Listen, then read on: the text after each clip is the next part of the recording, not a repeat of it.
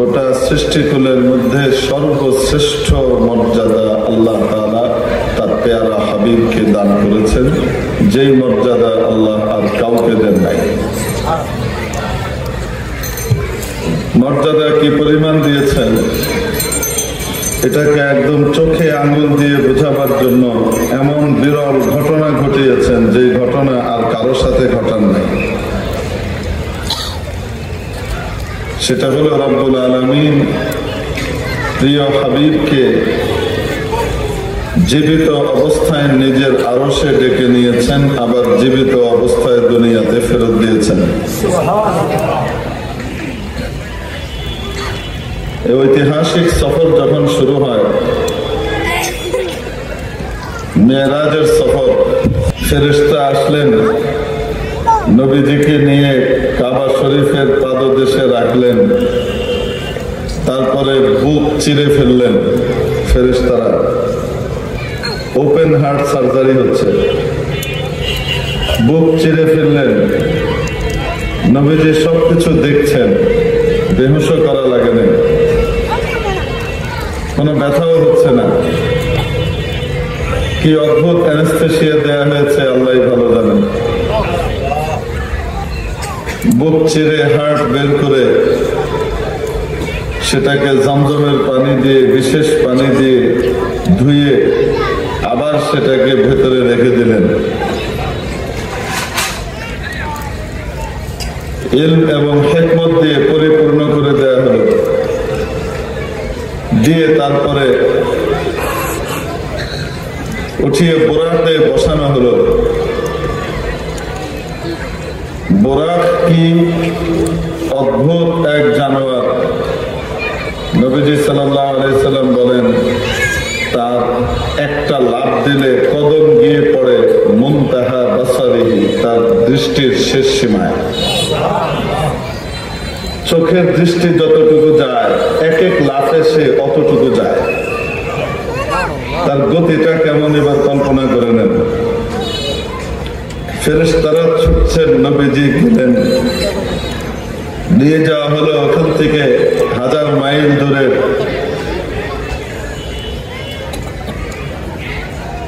বাইতুল মাকদিসে, মসজিদুল আকসায় নিয়ে যাওয়া হলো। আল্লাহ তাবারাক ওয়া তাআলা সমস্ত নবী রাসূলের রূহকে সেখানে একত্রিত করে দিলেন।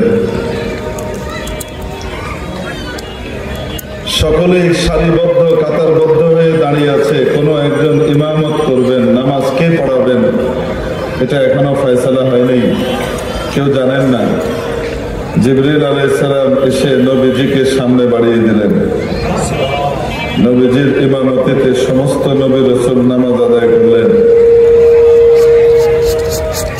আক্ষরিক অর্থেই তাকে ইমামুল আম্বিয়া ওয়াল মুরসালিন বানানো হলো, সমস্ত নবী রাসূলের নামাজের ইমাম। তারপরে আল্লাহ পেয়ারা হাবিবকে ওখান থেকে নিয়ে রওনা হলেন ঊর্ধ্বলোকের দিকে, আসমানের দিকে। উরুজ শুরু হলো, মিরাজ। প্রথম আসমানে গেলেন, ভেতর থেকে রক্ষীরা জিজ্ঞেস করছে, দারওয়ানরা, মান, কে? জিবরিল উত্তর দিলেন, আনা জিবরিল। আপনার সাথে কে? মুহাম্মদ। হাল উরসিলা ইলাইহি, ওনাকে আনার জন্য কি আপনাকে পাঠানো হয়েছে? জিবরিল বললেন, হ্যাঁ। সাথে সাথে দরজা খুলে দেয়া হলো, সাদর সম্ভাষণ জানিয়ে উপরে বরণ করা হলো। উপরে গিয়ে দেখা হলো একজন নবীর সাথে। হযরত জিবরিল আলাইহিস সালাম বললেন, সাল্লিম আলাইহি, সালাম দেন আপনার আব্বা বাবা আদম। হযরত আদম আলাইহিস সালামের সাথে দেখা হলো। আদম আলাইহিস সালাম অত্যন্ত শুভেচ্ছা স্বাগত জানিয়ে তাকে বরণ করলেন। মারহাবান বিন নবিয়্যিস সালিহ ওয়াল ইবনিস সালিহ, হে প্রিয় নবী এবং প্রিয় সন্তান, আপনাকে শুভেচ্ছা স্বাগত। কথাবার্তা হলো, উপরে রওনা হলেন। দ্বিতীয় আসমানে ওই প্রটোকল হলো, ওখানেও এক নবীর সাথে দেখা। তৃতীয় আসমানেও এই প্রটোকল হলো, ওখানেও আরেক নবীর সাথে দেখা, চতুর্থ আসমানেও সেই একই রীতি ফলো করা হলো, সেখানেও এক নবীর সাথে দেখা, পঞ্চম আসমানেও এই রীতি ফলো হলো, সেখানেও এক নবীর সাথে দেখা, ষষ্ঠ আসমানেও সেই একই রীতি করা হলো, সেখানেও এক নবীর সাথে দেখা, হযরত মুসা আলাইহিস সালামের সাথে দেখা। সাক্ষাৎ শেষ হওয়ার পরে উনি স্বাগত জানালেন, মারহাবান বিন নবী সালেহ ওয়াল আখি সালেহ, হে প্রিয় নবী, প্রিয় ভাই, আপনাকে শুভেচ্ছা, স্বাগত। এবার নবীজি সাল্লাল্লাহু আলাইহি ওয়াসাল্লাম রওনা করলেন সপ্তম আসমানের উদ্দেশ্যে। মানে এমন হয় নাই যে পার করে সোজা চলে গেছে, বরং প্রতিটা আসমান দেখায় দেখায় নিয়ে গেছে। এই যে দেখেন দর্শনীয় জায়গাগুলা দেখে দেখে গেছে। যখন ষষ্ঠ আসমান থেকে সপ্তম আসমানের দিকে রওনা হয়েছেন, এই রওনা হওয়ার সময় আওয়াজ পাচ্ছেন কে যেন আল্লাহকে বলতেছে, এটা আপনার কেমন ইনসাফ, আপনি না বিশাল ইনসাফ বলা, এটা কোনো ইনসাফের কথা হলো? আমার পরে এলো আর সে উপরে যাইতেছে, আমারে আপনি উপরে নিলেন না, এটা কোনো কথা? রাসূল পাক সাল্লাল্লাহু আলাইহি ওয়াসাল্লাম আবার কাঁদতেছে, কান্নার আওয়াজ। তো জিজ্ঞেস করতেছেন জিবরিলকে, এরকম ভাবে কথা বলে আল্লাহর সাথে, এটা কেডা? এটা কি যে কেঁদে কেটে আল্লাহর সাথে এমনি কথা কইতেছে? এটা কোনো কথা হলো? আপনি এর উপরে নিয়ে যেতেছেন, আমার পরে আসছে আর তার উপরে নিয়ে যান, আর আমার আপনি এনে রেখে দিচ্ছেন, এটা কোনো ইনসাফ? এমনি কি কইতেছে? আল্লাহর সাথে এভাবে কথা কইতেছে। হযরত জিবরিল আলাইহিস সালাম বললেন, আখুকা মুসা, ইনি অন্য কেউ না, ওই যে একটু আগে যার সাথে দেখা করে আসলেন, এই মুসা আলাইহিস সালাম, ওনার কথা। তো আল্লাহর সাথে এমনি কয়? আল্লাহর সাথে কি এমনি কয় নাকি? এখন কি নামাজ শুরু হয়ে গেছে? আজানের পরে মাইক বন্ধ করতে হয়। বাইরেরটা তো যখন নামাজ শুরু হবে 7টার আগে বন্ধ করবে। নির্দেশনা একটা দিলে আরেকটা বুঝে, মানে তাকওয়া যখন জরুরতের চাইতে বেশি হয় তখন নসিহত দিতে হয়।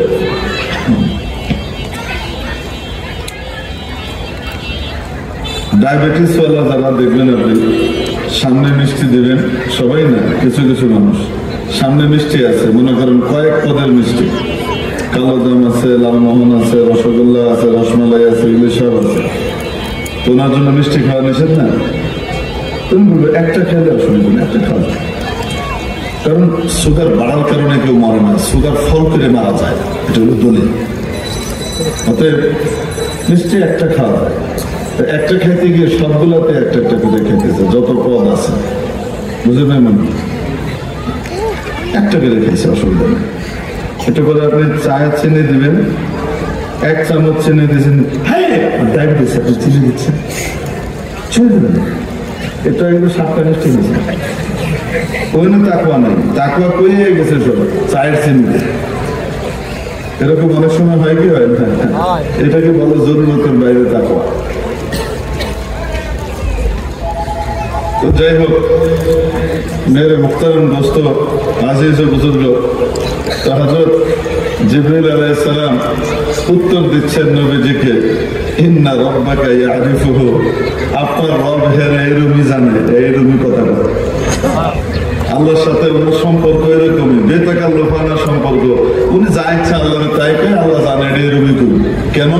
তাকে ওরকম গরম করেই বানানো হয়েছে। বানাইছে কে? যেরকম করে বানাইছে ওরকমই হইতেছে। তো আল্লাহর খুশি হওয়ার কথা, আমি যেমন বানিয়েছি তেমনই আছে, উল্টা পাল্টা হয়নি। কাউকে আল্লাহ মেয়ে বানাইছেন, আমি ট্রান্সজেন্ডার হয়ে ডান্ডা লাগাবো। কাউকে আল্লাহ তাআলা ছেলে বানাইছেন, হে কেটে আমি খালবো না। এই সমস্ত আকাম কুকাম যারা করে, তাদের উপরে আল্লাহ নাকর্ষণ না নাকর্ষণ, শুধু নাকর্ষণ তা নন, এমন নারাজ হন, এমন নারাজ হন, এত ভয়ঙ্কর ভাবে নারাজ হন, তাদের উপরে অভিশাপ আর লানত চলতে থাকে। যারা তাদেরকে সাপোর্ট করে তাদের উপরে অভিশাপ আর লানত নেমে আসে। আল্লাহর অভিশাপ। কোন মেয়ে পুরুষের ড্রেস পরলে, কাঠামো চেঞ্জ করে নাই, শুধু ড্রেস পরছে পুরুষের, অথবা কোন পুরুষ নারীর ড্রেস পরে বাইরে ঘুরলে আল্লাহ তাবারক ওয়া তাআলা তাদের উপরে লানত করেন। আর যদি অঙ্গ পরিবর্তন করে ফেলে তাহলে কত বড় ভয়ঙ্কর লানত আর অভিশাপ নেমে আসে, কল্পনা করে দেখে। লা তাবদীলা লিখালকিল্লাহ, আল্লাহর সৃষ্টির ভিতরে, মৌলিক সৃষ্টিতে কোনো পরিবর্তন করা যাবে না। এই ঘোষণা কার? যারা এই পরিবর্তনকে বৈধ মনে করে, কোরআনের আয়াত অস্বীকার করার কারণে আগে মুসলমান থাকলে মুরতাদ হয়ে যায়। বেঈমান কেউ যদি এটাকে বৈধ মনে করে, কোরআনের আয়াত রাসূলের শত হাদিস অস্বীকার করার কারণে সে কি হয়ে যায়? আরে বেঈমান হয়ে যায়। হুজুররা কইলেও বেঈমান, হুজুর না কইলেও বেঈমান। পায়খানাকে পায়খানা কইলেও পায়খানা, ওটা হালুয়া কইলেও পায়খানা। অবাস্তব না বাস্তব? আল্লাহ বুঝবার তৌফিক দান করেন, আমিন। আল্লাহ যাকে যেমন বানাইছেন তিনি তো তেমনই হবে। আপনি দেখবেন বাড়ির ভিতরে পরিবারের ছেলেগুলার মেজাজের ভিতরে পার্থক্য হয়, সবগুলা এক টাইপের হয় না। বাচ্চাদের মধ্যে বড়টা দেখবেন একটু ঠান্ডা ঠান্ডা টাইপের, মাঝাটা দেখবেন একটু গরম টাইপের, কথায় কথায় আটকা চায়, পরে খেয়াল খেয়াল মেরে বুঝেন না, একটু ঠান্ডা এরকম কথা বলছে লেখা চাচা না হয় না। খেতে গেলে বাপ মারে উল্টো পাল্টা পেটে থাকে। আপনি হ্যাঁ বেশি ভালোবাসেন, আমারও দেখতেন না করে, আবার কিছুদিন পরে মাথা যখন থামে ঠান্ডা হয় তখন আবার গিয়ে বাপমার কাছে কেন্দ্রে একটা মারছে, মহব্বত আবার রুমি করে। বাপ মারে ভালো এরম পাশে আবার উল্টো পাল্টা কথা কল শুনে সবার আগে থাকে। এই টাইপের পোলাপাইন দুই একটা থাকে কি থাকে না? অবশ্যই এই জামানায় বুঝবো কেমনে? পোলাপাইয়া তো লয় মাত্র দুইটা বাচ্চা বুঝছে, বাকিটি তো সব ফটকা বেঁধে ফেলা আজকে দিয়ে বালা ঢেলে ফেলা খেয়ে দিয়ে শয়তান দুষ্ট দুই তিনটারে লই আয়, তারপরে কয় আল্লাহ আর কে আরো দেখছেন না, এরকম শয়তান দুইটা আমরা দিছি। আল্লাহ তো তোমার দুইটা দিছিল না, আল্লাহ তো তোমার 10টা বরাদ্দ করছিল, 10টার বিরুদ্ধে 2টা হবে। বাপমার জন্য পাগল, কখনো বাপমার খেদমত ছাড়বে না। 2টা এমন বানাইছিলেন যে এই 2টা এগো, এই 2টাকে আল্লাহ অনেক পয়সা পাতি দিবেন, যেগুলোর পয়সা পাতিতে বাকি সকলেই চলবে, এরকম একটা মন মানসিকতা আল্লাহ দিয়ে দিচ্ছেন। আর 2টারে দিছিলেন যে 2টা বড় জ্ঞানী হবে, বড় বিদ্বান হবে, পড়ালেখা নিয়ে ব্যস্ত থাকবে, অন্য কিছু খবর টবর থাকবে না, মান সম্মান বাড়াবে। আর 2টারে পাঠাইছিলেন এই নিয়তে যে এই 2টা যাবে এবং এই 2টা গিয়ে লেভেন্ডিস টাইপের, ডানেও নাই বামেও নাই, আছে মোটামুটি চলতেছে আর কি। আর 2টার ফয়সালা করেছিলেন শয়তানের আড্ডি হবে। প্ল্যান করে ইউরোপ আমেরিকার কথা শুনে তারপরে সব ফালায় টালায় দিয়েছে। আল্লাহ যেগুলি বরাদ্দ দিয়েছিলেন সবগুলারে ফালায় তেলে দিয়া লইছে যে 2টা প্ল্যান করে শয়তানের লাড়ি, এরপরে বাপ মারে ফালাই দিয়ে লাথি মেরে পিটাপিটি করে ওদের জায়গায় দিয়ে দিই। এরা বুঝবো করতে গেলে পোলাপানের ভিতরে যে মেজাজের পার্থক্য হয়, বুঝেন না মনে? এখন থেকে ইউরোপ আমেরিকার প্ল্যানে আমরা চলবো নাকি আল্লাহর প্ল্যানে? যে আল্লাহর প্ল্যানে চলে সে বুড়ে বয়সে শুয়ে শান্তিতে থাকে, যে নাকি নিজের প্ল্যানে আর ইউরোপ আমেরিকার শয়তানের প্ল্যানে চলে। এই পরিবার পরিকল্পনার যে প্ল্যান, এই প্ল্যান হলো শয়তানের প্ল্যান। সর্বপ্রথম এই জন্ম নিয়ন্ত্রণ পদ্ধতি বাধ্যতামূলক করছিল নমরুদ, তারপরে করছিল ফেরাউন। মুসা আলাইহিস সালাম যেন দুনিয়াতে আসতে না পারে নিষেধাজ্ঞা জারি করে দিয়েছে, বনি ইসরাইলের কোনো বাচ্চা হইতে পারবে না। বুঝেন নাই মনে হয়? এই জন্ম নিয়ন্ত্রণ, বার্থ কন্ট্রোল, এটা সর্বপ্রথম জনককে নমরুদ, পরেরটা কেটা ফেরাউন। তাহলে এই স্টাইল আর এই যে কর্ম পদ্ধতি নবী রাসূল কোন সময় সমর্থন করছেন? আসতে বলেন। আল্লাহর হাবিব সমর্থন করছেন? বরং আল্লাহর হাবিব উল্টাটা বলছেন, তাসাওয়াজুল ওয়াজুদ আল ওয়ালুদ, বিয়ে শাদী করার সময় একটু দেখে শুনে বিয়ে করো। দাদা খানিক বিয়ে তো আর করতে পারবো না, একটাই তো বিয়ে করবা। সাধারণত মানুষ তো একটাই বিয়ে করে, বিশেষ প্রয়োজনে অনেক কড়া শর্ত সাপেক্ষে একাধিক বিয়ের অনুমতি দেওয়া আছে। ঠিক কি ঠিক না? শর্ত আছে না নাই? কড়া শর্ত, এমন কড়া শর্ত ওগুলা দেখলে চিৎকাইতে হইতে বেড়ে ধান লাগে, আর বিয়ের খায় সরে না। তো সাধারণত বিয়েতে মানুষ একজন কি করে, একটা যেহেতু বিয়ে করবা একটু বাইসা বিসা খোঁজ নিয়ে বিয়ে করো, বিশেষ যে দুইটা গুণ দেখবা তার ভিতরে একটা হলো স্বামীকে অধিক ভালোবাসে, এরকম ফ্যামিলিতে বিয়ে করো। যে ফ্যামিলির ভিতরে তাদের মেয়েরা তাদের স্বামী প্রাণ হয়, স্বামীকে খুব ভালোবাসে, আলওয়াদুদ আলওয়ালুদ। এবং আরেকটা গুণ হলো এদের বাচ্চা কাচ্চা বেশি হয়, এরকম উর্বর জমি দেখে বিয়ে করো। কেন? ফাইন্নী মুকাসিরুম বিকুম আল উমামা ইয়াউমাল কিয়ামা, কারণ কিয়ামতের দিন তোমাদের আধিক্য আর সংখ্যাধিক্য দিয়ে আমি অন্যান্য উম্মতের সামনে গর্ব করব যে আমার উম্মত বেশি।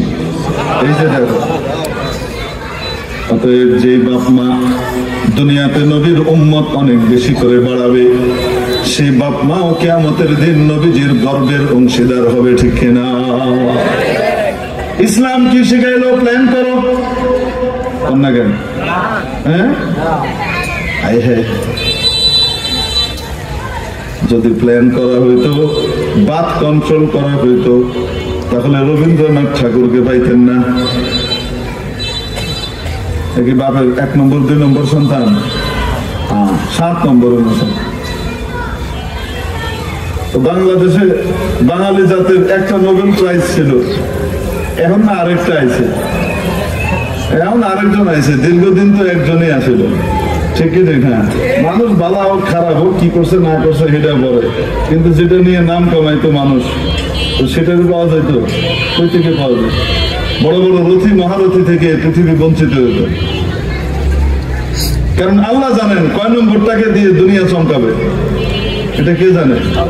আমি আপনি জানি। আমরা গুন্দাদের নষ্ট করে উল্টাপাল্টা করে, এর ওর কথা শুনে হুজুর খাবে কি, পড়বে কি, থাকবে কোথায়, জায়গা তো নাই, বিগ পপুলেশনের দেশ, শুধু জন্ম দিলে পয়দা দিলেই হবে, থাকতে জায়গা দিতে হবে না? আরে পাঠানকে আসতে বলেন কে? উনি না দিলে সন্তান কখনো হবে না। লিল্লাহি মুলকুস সামাওয়াতি ওয়াল আরদ, গোটা আসমান এবং জমিনের রাজত্ব একমাত্র কার? ইয়াখলুকু মা ইয়াশা, যা ইচ্ছা তাই তৈরি করেন। ইয়াহাবু লিমান ইয়াশাউ ইনাসা ওয়া ইয়াহাবু লিমান ইয়াশাউ যুকুর, যাকে চান শুধু কন্যা সন্তান দেন, যাকে চান শুধু পুত্র সন্তান দেন।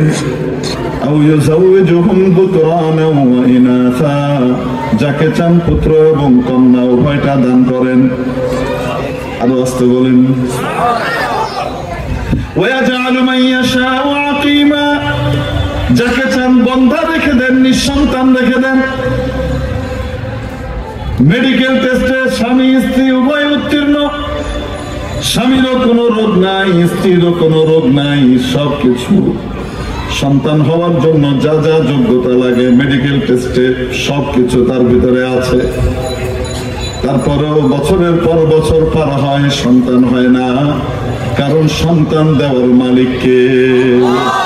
আল্লাহু আখরাজাকুম মিন বুতুনি উম্মাহাতিকুম ওয়া লা তা'লামুনা শাইআ, লা তা'লামুনা শাইআ, একমাত্র আল্লাহ তোমাদেরকে তোমাদের মায়ের পেট থেকে বের করেন, তোমরা কিছুই জানো না। কে বের করেন? আল্লাহ বের করেন। সন্তান দেওয়ার মালিক কে? কে? আরো আসতে বলেন। আল্লাহ কোনো কিছু দিতে চায় আর আমি কই নেব না, আমি আমেরিকার কথাই চলি, আমি এখন আধুনিক বিশ্বের কথা অনুযায়ী চলি। খালি পয়দা দিলেই হবে, জায়গা দিতে হবে না খেতে, আমি না রেডি করি।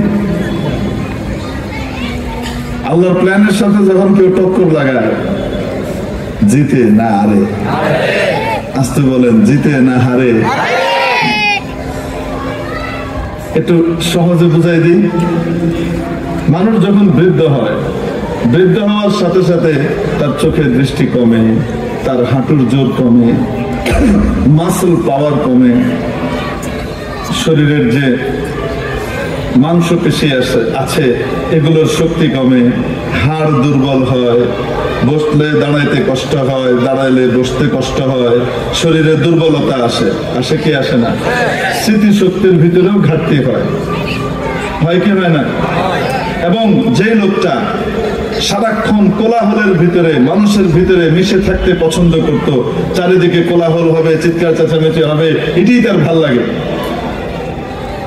সেই লোকটা মস্তিষ্কের দুর্বলতা এমন হয়, একটু বেশি আওয়াজ শুনলে মেজাজ খারাপ হয়ে যায়, মেজাজ খিটখিটে হয়ে যায়। অবাস্তব না বাস্তব? সামান্য জিনিসে রাগ করে, যেটা স্বাভাবিকভাবে রাগ করতো না। এরকম রাগের অবস্থায় 1 দিন 2 দিন 3 দিন 4 দিন 5 দিন 6 দিন 7 দিন কি করা যায়? টলারেট করা যায়। কিন্তু মাসের পর মাস বিরক্ত হয়ে যাবে, খালি খ্যাটখ্যাট করে। আরে বলবে কি বলবে না? এখন দেখেন যে ইউরোপ আমেরিকার প্ল্যানে চলছে, আল্লাহর প্ল্যানকে লাথি মারছে, রসুলের উদ্বুদ্ধকরণকে লাথি মারছে। সেই ইউরোপ আমেরিকার প্ল্যানে চলছে, বিনা বাইসে বাচ্চা নিছে কয়টা? বিনা বেচে কয়টা? 2টা। এরপরে একটা গেছে ফ্রান্সে, একটা রয়েছে বাংলাদেশে। আছে কয়টা? একটা। এখন বুড়া হওয়ার পরে নিজের ক্ষমতা আছে না, নাতি নাতকরের সাথে থাকতে মন চায়, নাতি নাতকরের সাথে ছেলের ঘরে থাকে, ওই যে দেমাগ একটু রাগ হয়ে যায়। আগে ঠান্ডা মানুষটা এখন বারবার রাগ হয়ে যায়, একটু আওয়াজ শুনলে মেজাজ খারাপ হয়, খিটখিট করে, রাগ করে, এটা করে সেটা করে। বউ কয়দিন পরে করে, এই বুড়ার কারণে এনে টিন যায় না, এই বুড়ি কয়দিন পরে হেনতে যাইবো, আমার জ্বালায় মারতেছে, বুঝেন নাই? মনে যাওয়ানোর জায়গা নাই, আরেক পুতের কাছে গেছে, এনেও গন্ডগোল চলতেছে। বাস এখন এ কয় তুই লো, হে কয় তুই লো, এ কয় তোমার মা, এ কয় তোমার মা। শুধু কি আমার মা নাকি? তোর মা না? বুঝেন নাই? মনে এদিকে ঠেললে দেয়। আর যদি আল্লাহ রসুলের কথা শুনে ইউরোপ আমেরিকার কথার উপরে বিশ্বাস না রেখে কার কথার উপরে বিশ্বাস রাখছে? নবীর গর্বের অংশীদার হয়েছে, ছেলে মেয়ে হয়েছে মোটামুটি 10টা। কয়টা? না কেন? 10টা বাচ্চা কাচ্চা। এখন এক বাসায় গেছে, ওখানে 3 দিন যাইতে না যাইতে আরেকজনকে, আব্বা খালি আপনি এনে থাকেন, আমাদেরকে আপনি পছন্দ করেন না, আমাদের ঘরে আসেন না। কারণ নাতিরা কয় দাদা আইব কবে, নানা আইব কবে, নাতিরা খুঁচায়, তো বাপ মা গিয়ে ধরে লয়ে আয়, ওখান থেকে আইবার চায় না। ওই ছেলে বলে মাত্র 3 দিন হইলে আপনি চলে যেতেছেন, 1 সপ্তাহ থাকেন। ওনার বউ কয় আব্বা আপনি আমাকে আগের মতো আর ভালোবাসেন না, আপনি এখন চলে যেতেছেন, আমি কি খেদমতে কোনো ত্রুটি করি? না মা, ত্রুটি করো না, ওই যে ওখানে যাই দিব, বুঝো তো ওরাও কাঁদতেছে। বুঝেন নাই? মনে হয় আগের সিস্টেম, ইউরোপ আমেরিকার সিস্টেম, তোর মা তোর বাপ শুধু আমার নাকি? আর আল্লাহ আল্লাহ রসুলের সিস্টেম, আমার বাপ আমার মা শুধু তোর কাছে থাকবো গেলিকা। বুঝেন নাই? মনে হয় এই বুড়া বয়সে নাতিপুতের মধ্যে ঘুরতে ঘুরতে ঘুরতে ঘুরতে আজরাইল আলাইহিস সালাম ডাক দেয়, লা ইলাহা ইল্লাল্লাহ মুহাম্মাদুর রাসূলুল্লাহ কইতে কইতে আস্তে আস্তে দুনিয়া থেকে জায়গা। শান্তি কোনটার মধ্যে? ইউরোপ আমেরিকার না আল্লাহ আল্লাহ রসুলের? এজন্য খুব বাদ কন্ট্রোল করবেন ইনশাআল্লাহ, ঠিক আছে না? আজকাল তো আফসোসের সাথে বলতে হয়, অনেক দিনদারের ভিতরেও এই রোগ বাসা বাঁধছে। শুধু দিনদার না, দিনদারদের ভিতরে টপ লেভেলে যারা আছে, আমি তাদের বৈশিষ্ট্য আর গুণ আর নাম না বললাম, ইনাদেরও অনেকে, অনেক নওজোয়ান এই রোগে আক্রান্ত। এটা প্ল্যান করে ভেবে বাচ্চা নিব না, এখন আমরা 5 বছর পর্যন্ত বাচ্চা নিব না। আমার এক আত্মীয় আছে, তারা প্ল্যান করছে কয় বছর বাচ্চা নিবে না, 5 বছর নিবে না। বিয়ের পরে তারা মিয়া বিবি খুব ভালোবাসা করে আনন্দে ঘুরবে। 20 বছর পার হয়ে গেছে, আল্লাহ দেয় না। যা, স্বামীও ভালো, স্ত্রীও ভালো, কোনো সমস্যা নাই, এখন আর আল্লাহ দেয় না। এখন কোনোভাবে কনসেপ্ট হইতেছে না। দেওয়ার মালিক কে? আল্লাহ। আপনি জানেন না আপনার কোন সন্তানটার ভিতরে আল্লাহ তাআলা আপনার সারা জীবনের সুখ শান্তি রেখে দিয়েছে। কোন সন্তানটা কিয়ামতের দিন আপনার জন্য দাঁড়িয়ে সুপারিশ করবে, আপনি তো বলতে পারেন না।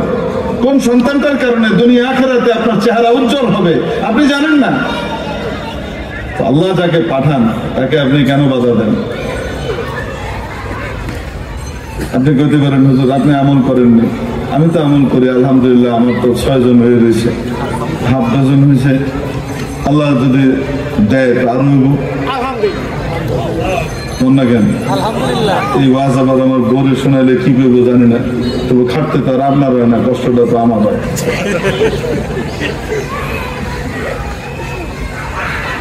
আল্লাহ আল্লাহ আল্লাহ, মর্যাদা আছে, মাতৃত্বের মর্যাদা আছে। মা যখন সন্তানকে দুধ খাওয়াইতে থাকে ততক্ষণ পর্যন্ত তার নামাজ রোজার সওয়াব চলতে থাকে। সন্তান প্রসবের সময় যদি কোনো নারী মারা যায় সাথে সাথে শহীদের মর্যাদা পায়, অনেক মর্যাদা আছে। যাই হোক, হুজুর থাকতে দিবেন কই? পাঠাইছে কেডায়? অন্য কেন?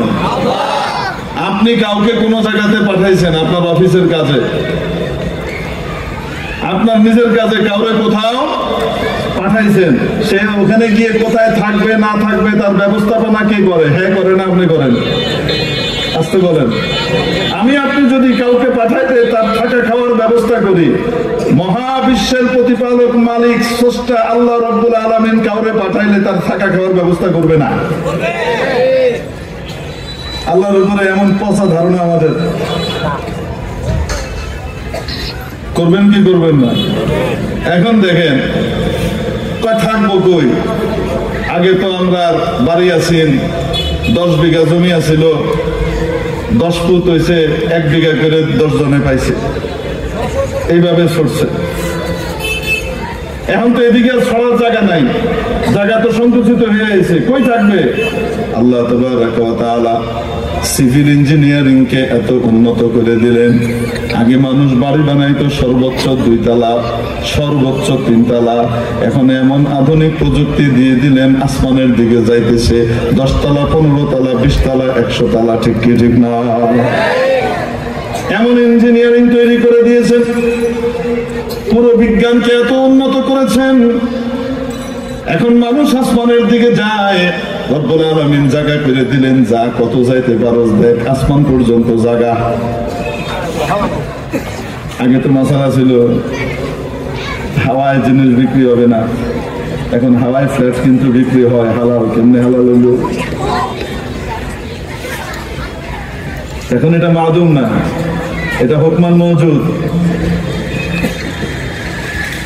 হুজুর এটা কি কইলেন?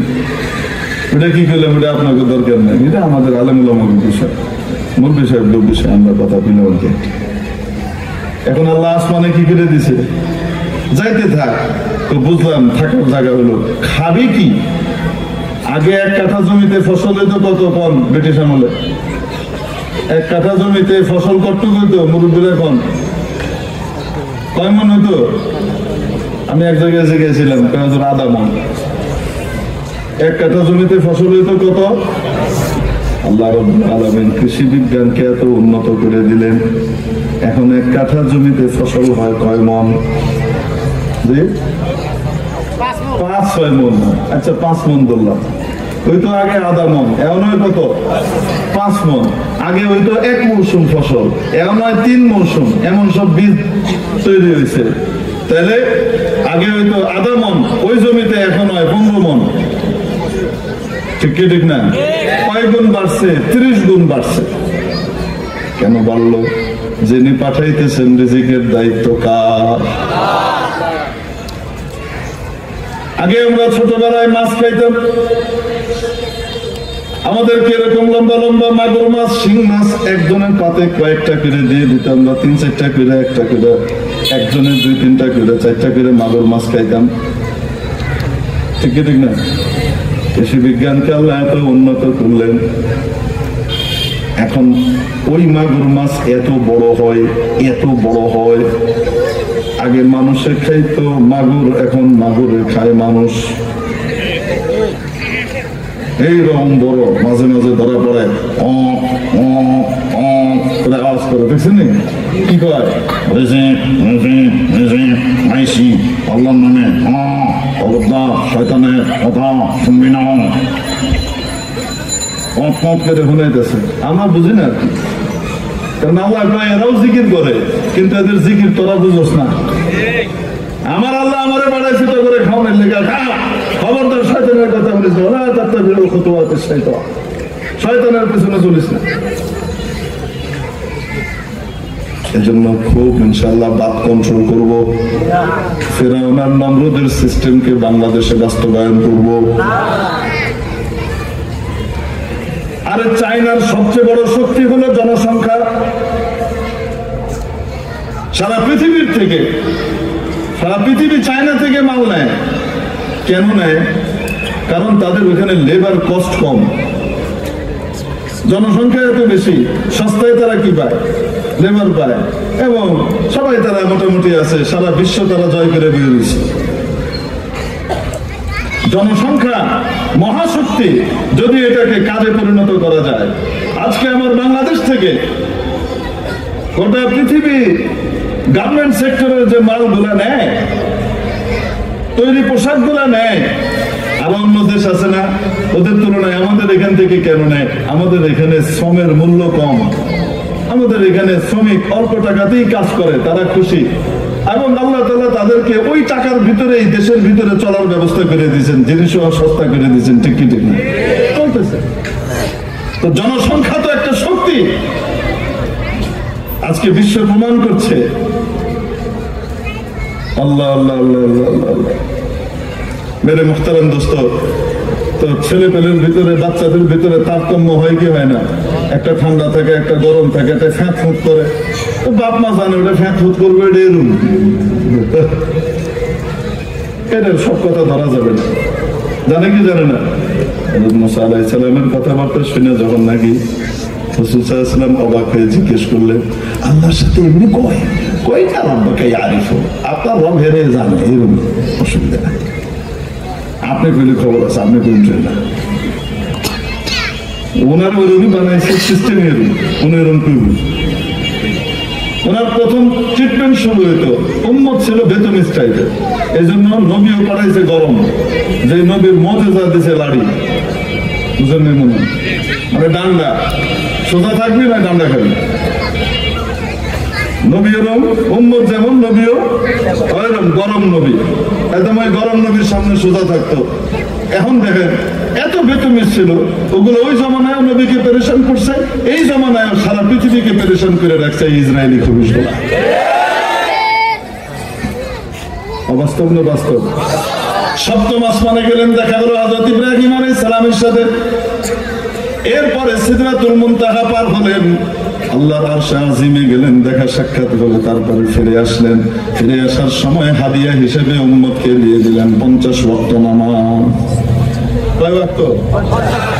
ফিরে আসার পথে হযরত মুসা আলাইহিস সালামের সাথে আবার দেখা। এত দামি জায়গায় আপনাকে নিয়ে গেছে, কি গিফট দিছে কোন? গিফট তো কিছু দেওয়ার কথা, আপনাকে এত উপরে নিছে, আর কেউ নেয় নাই, আপনাকে নিছে। তো আপনাকে তো বিশাল একটা গিফট দেওয়ার কথা, কি গিফট দিছে? রাসূল সাল্লাল্লাহু আলাইহি ওয়াসাল্লাম খুশি হয়ে 50 ওয়াক্ত নামাজ। খুশির থেকে 50 ওয়াক্ত নামাজ মানে 50 বার আমার উম্মত আমার আল্লাহর সাথে কথাবার্তা করবে।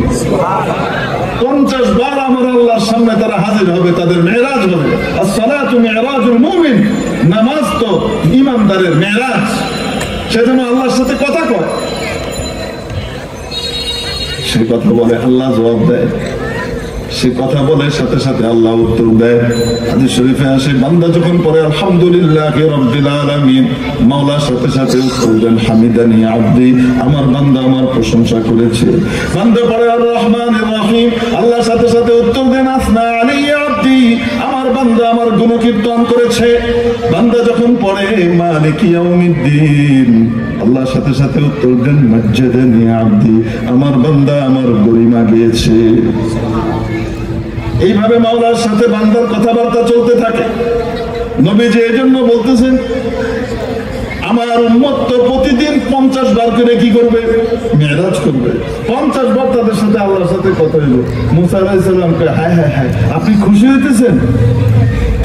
আপনি কি করেন? কি করেন এটা?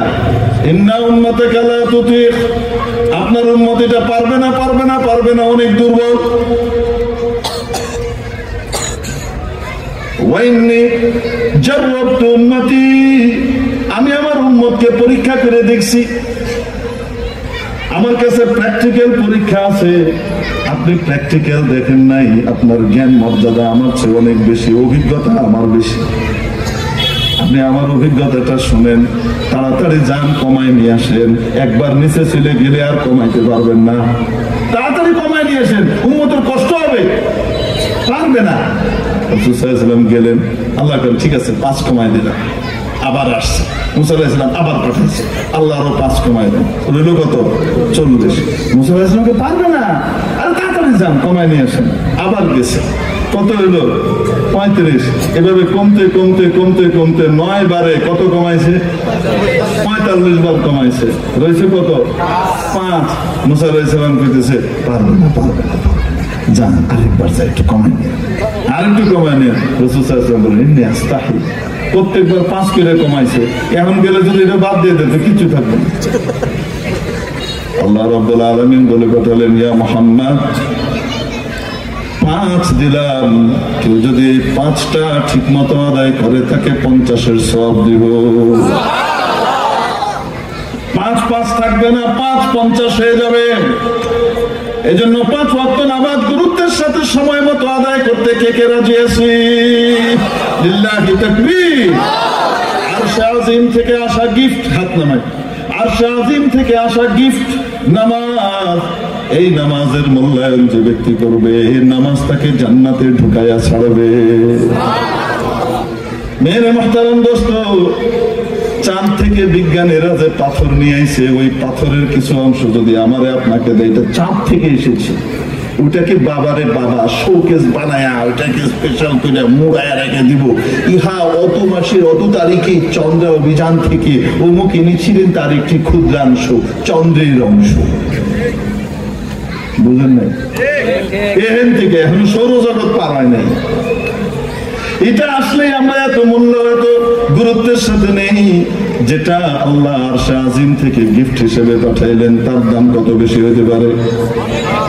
দুনিয়ার যত জ্ঞান বিজ্ঞান আছে সব এখানে আবিষ্কৃত। একটা জ্ঞান রব্বুল আলামিন পাঠিয়েছেন, আরশে আজিম থেকে নিজে জিবরিলকে দিয়ে নাযিল করেছেন, সেই জ্ঞানের নাম হলো কোরআন। এর চাইতে শ্রেষ্ঠ আর উচ্চতর জ্ঞান আর হতে পারে? এই জন্য নবীজি বলেন, খায়রুকুম, তোমাদের মধ্যে সবচেয়ে সেরা ওই ব্যক্তি মান তাআল্লামাল কুরআন ওয়া আল্লামাহু, যে ব্যক্তি নিজে কোরআন শিখে অন্যকে কোরআন শিখায়।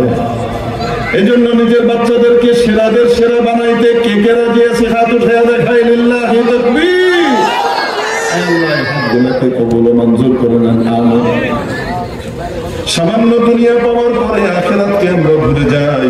আমার আগের এক ভাই বয়ান করতেছিলেন, সেই বয়ানের একটা অংশ আমি তুলে ধরি আপনাদের সামনে।